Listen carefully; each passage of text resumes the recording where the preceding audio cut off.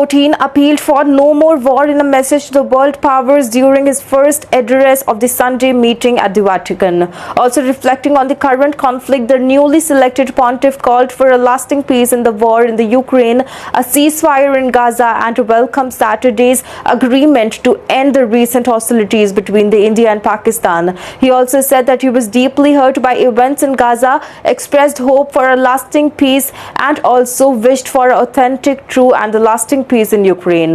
The Pope has also recited the Regina Coeli prayer in honor of the Virgin Mary to the crowd in the St. Peter's Square. Also, Pope Leo was chosen as the new leader of the Catholic Church also on the Thursday following the death of the predecessor, that is Pope Francis, and a two-day conclave in the Vatican City. Also on the Saturday, he visited a shrine outside the Rome before praying at the Francis tomb inside the Basilica of the Santa Maria Maggiore.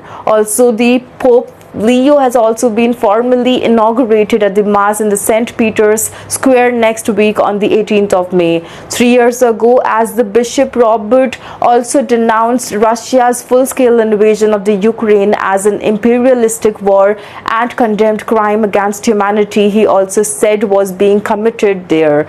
Also on Sunday, he restricted himself to echoing his predecessor Francis in calling for peace. I would also like to address the powerful people of the world, repeating the always current call, no more war, he told the crowd from the central balcony of the St. Peter's Basilica. Also, the immense tragedy of the Second World War ended 80 years ago. Now we are facing the tragedy of a Third World War in pieces. Also, the pontiff continued that I carry in my heart the suffering of the beloved Ukrainian people. May whatever is possible be done to reach an authentic, true, and lasting peace as quickly as possible.